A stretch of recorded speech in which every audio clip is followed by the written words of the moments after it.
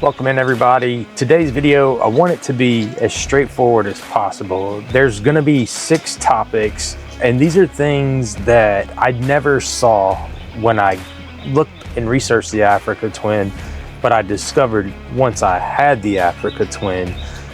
The first thing that I'm gonna talk about, and we're gonna jump right into it as soon as this intro's over, is going to be your soft reset on your DCT.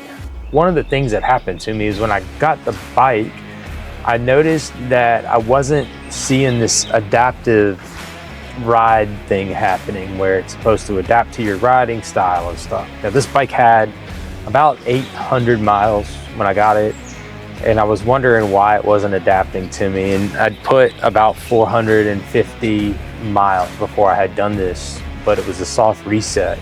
I didn't know it needed that. And what I'm gonna do in the first part of the 6-point topic is just demonstrate the soft reset. We're gonna get the bike warm enough to do it first. Then we're gonna go into the remaining 5 topics.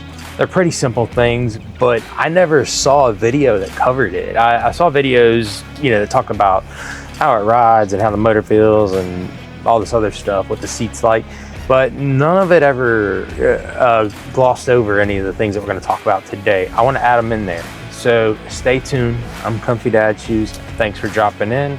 Please like and subscribe. All right, the very first step in this process is gonna be to warm the bike up.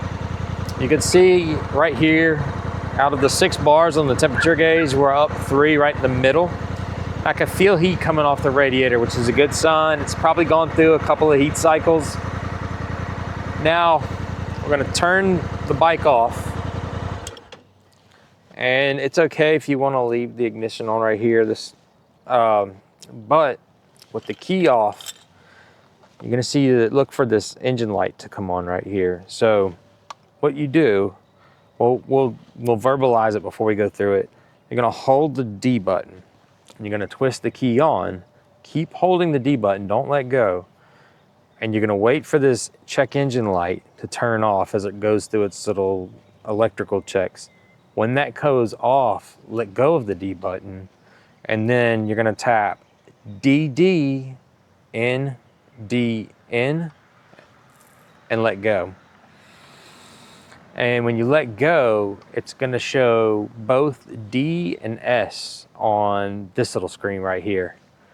And when it does that, crank the bike.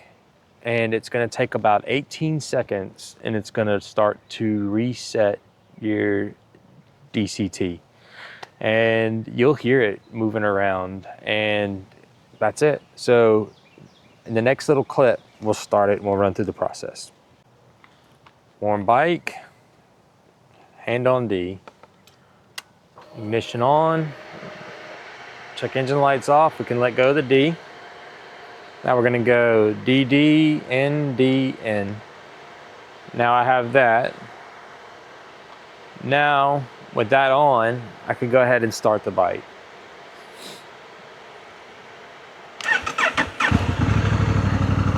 Now the reset starts.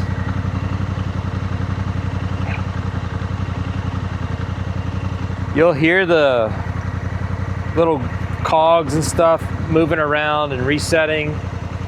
And this is eventually gonna turn off. And once that's done, it's reset. And it's going to make an absolute massive change in how your DCT performs. And even if your bike's new from the dealer and maybe it's only got a few miles on it, that's how long it takes. Even if it's only got a few miles on it, you don't know how it was driven. So I say just reset it. Just soft reset it when you get it. Anyway, double check. I did this before. It takes it a minute. Sometimes right here, this is what happened last time I did it. So I turned the bike off, it wouldn't go into drive. So I turned it off and I let it cycle back through. And when I turned it back on, it went right into drive. What was kind of dumb of me was that instead of doing it in a driveway near my house or somewhere like that, I was way far away. And yeah, it just probably wasn't my smartest moment. All right, so we'll let it go through its system. There we go. And boom, So now we're completely reset. It will make an absolute sea change of a difference for you. So now that I got the DCT reset, I can tell you about how there was moments at first before it was reset that would freak me out. And I was almost like, man, I might have to get a manual transmission again or something, because I didn't understand what was going on. I would go into as a very specific turn that I take on a pretty regular route that I go on, and it would apply power too far into the apex, and it wouldn't give me power coming out of the apex where I wanted it. It just felt like almost like the bike was not in very good control, and it could just be it could be some of the way I ride mixed with the old rider, mixed with Honda's preference. I'm not sure, but it just wasn't very comfortable. As soon as I reset this DCT, it was like magic again. The one thing that will happen, because it is by design made to conserve fuel, is it's going to upshift quick. I don't mind that riding around town. When you get down on it though, it will automatically start to hold gears longer for you. That's going to happen. So even though it upshifts quickly, if you do need to get down on it, you can. And if you need to drop gears, you can always use the paddle shifters with your hands to go down. They're pretty easy to find. It's a simple little just thumb, thumb trigger right there, and you just pop, pop, pop, and go down to the gear you need, and you can boogie. Now we're gonna talk about the faster modes. So I'll take the camera back up to the screen, I'll show you the setting, and then we'll move on from there. Okay, so what you're seeing right here is your drive mode screen. You have different tiers of drive mode screen. I prefer to just use the top tier drive mode screen. That can be adjusted by just taking your finger and pushing the time right there. But to adjust between drive modes, this is how we're gonna get to the quickest setting on the bike. You use this up and down switch, Tour, Urban, Gravel, Off-Road, User 1 and 2. You can program these modes, User 1 and 2, to get the same effect. But Tour mode is gonna be the fastest mode, and then you're gonna push drive. Now you're in regular drive.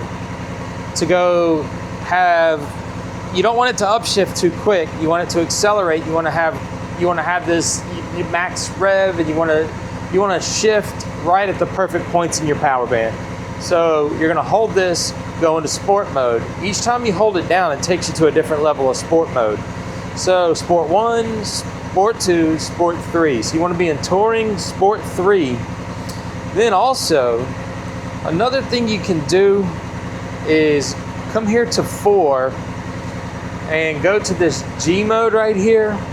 And what that does is it takes a little bit of that slip out of the clutch, and it just makes it a little bit more active. It's typically for off-road, and it stops the slipping a little bit and gets a little bit more direct power to the wheel. Now, I'm pretty sure I'm correct on that. If someone wants to correct me, but I would launch it in G mode, and it won't hurt the bike. But that is, if you want to haul ass, that's the way to do it. The P with 4 of these little, this is power, engine braking, traction control, G mode, and ABS. When you have 4 blue power bars, that means you have maximum power restriction. So you want the minimum amount of power restriction. So it's kind of the opposite of what you would think, where you would think 4 is giving you the maximum amount of power. It's actually the opposite.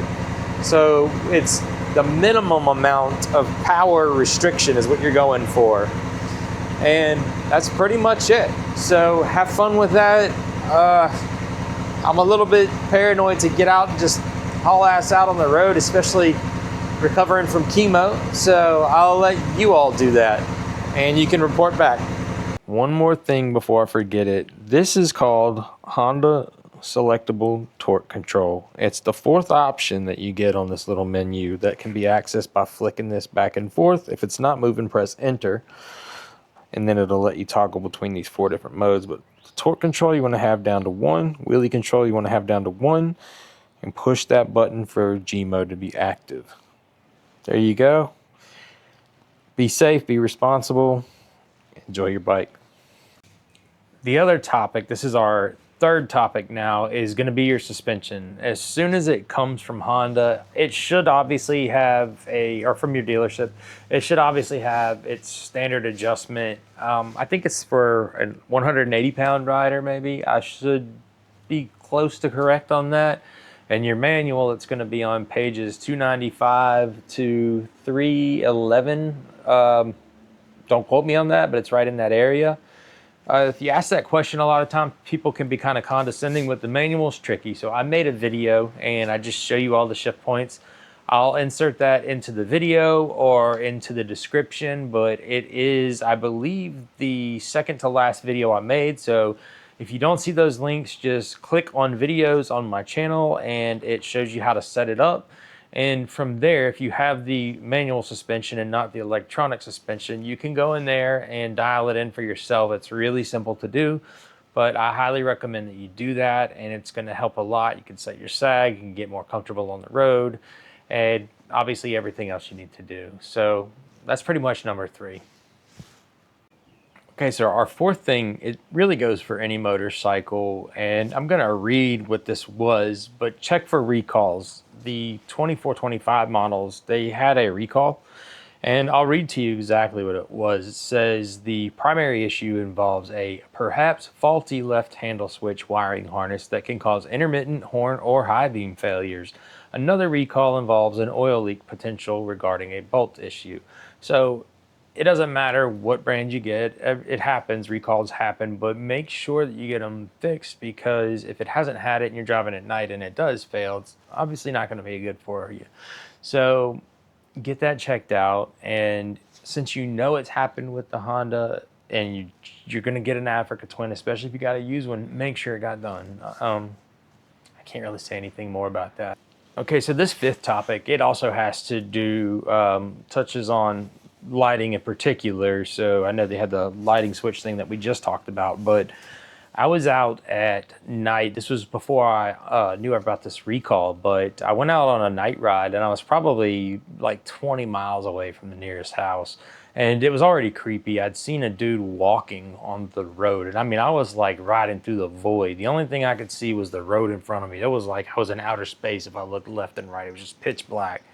The bike doesn't have a super wide FOV, field of vision, for you when you look left and right. Accessory lighting is doing this bike a big favor. So if you can score some accessory lighting, if you do ride at night, I'd highly recommend it. If you're somebody that rides at day and only day, and you know you're not going out at night, obviously it's not going to be a big issue for you.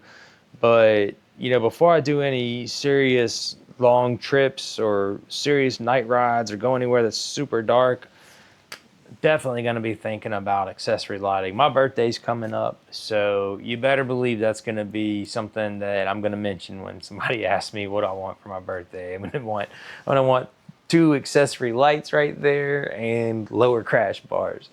But I hope you can take that information, find it useful, and we're going to jump on to the next topic. Because the Africa Twin has a rally heritage and is a fairly athletic bike meant to go through some pretty harsh areas, it's going to be pretty thin. And you're going to feel that on roads when you're going fast. And where you're really going to feel it the most is right here. The wind pulls in right into your torso and it can wear you down. So if you go on websites, it's just a plastic piece that you need. It's this wind deflector. You can find them for under 20 bucks. I think I paid $18 for these. They push that wind off your torso. They really aren't much. I mean, you can see they're just flimsy. They make a huge difference. There's 2 bolt points that they go in on right here. And same on both sides. They take 5 minutes to install. But all this wind that comes on to your torso right there can wear you down, especially on a longer ride. Also, some people, there's obviously gigantic hole right here. They get the fork wind deflectors, I don't really notice much air coming through there. I live in a pretty hot climate, and I also don't want mud and stuff kind of getting caked up in here, mud and sticks and anything else. I don't want stuff to get caked up in there and dropping back down on the radiator and just getting all up in here around the steering head bearings and all that. So I'm not super keen on putting one of those on. If you do, I think they're somewhere between 20 to 80 bucks, depending on which brands you go with. But cutting this wind down in this area, it can be important. And I would recommend these deflectors. And I think it's a personal preference whether or not you want to get one right here. I think some people would highly recommend it. I think your height also has a lot to do with that. And even on these, I think your height might have something to do with that. But regardless of your height, the wind is going to come in here and it is going to go straight into this area no matter what. It's just your height is going to determine how that affects you. But that's pretty much it. I do want to add one last thing to round this out at 7. I like 7. It's a holy number. So it's really a two-part thing I want to mention here. The first thing is you don't need to go with, and this is every bike too, you don't need to go get a million things for it right off the bat. I'm guilty of that in the past with bikes, but the way that I found everything so far was by riding it and by figuring out what I do and don't need. And by finding out things like that, you save a lot of money by getting things that you actually need versus things you don't. And some people, they get bikes, buy a ton of shit for it, and then they're like, I don't think it's the right bike. Another thing I want to say is that if you're looking at this bike and you haven't had a DCT yet, go into it with the attitude that this is a totally different experience. It really is a totally different experience. It's a completely new way to learn to ride, and it completely reinvents riding. And one of the reasons I had options to get any bike I wanted, and I chose this. A lot of people, the trend nowadays is to get smaller adventure bikes. Well, I already own one of those. I have a DR650. I am blessed beyond belief, and my mentor got me this bike. So why did I pick a bigger bike and a DCT? And it was because I wanted a new experience for one. And in the past, I've even said, I had big bikes and they were too much bike for me, and it sounds like I could be contradicting myself, but after having been on the DR650 for the amount of time that I have, it's changed my riding taste and it's changed my riding ability, and I've gotten to where I'm ready to accept some new riding challenges. So while the entire motorcycle world is moving towards the 450cc range, I want bigger challenges and I want to learn how to finesse a big bike. I'm recovering from cancer and I want to get my body stronger, and I want to take on the 1100 cc's in the large ADV section. I want to go to a Brett Tax class. So don't count out these big ADVs. And because that lightweight segment is blowing up right now, you can find large ADV deals for absolute steals right now. I'm starting to see bikes, large ADV bikes, that are going for $12,000, $12,500, and these guys are selling their bikes to get smaller ADVs or to get KTMs, something lighter. So now's the chance to learn how to finesse these big ADV bikes. I'm Comfy Dad Shoes. If you like what you see, please subscribe, and thanks for watching.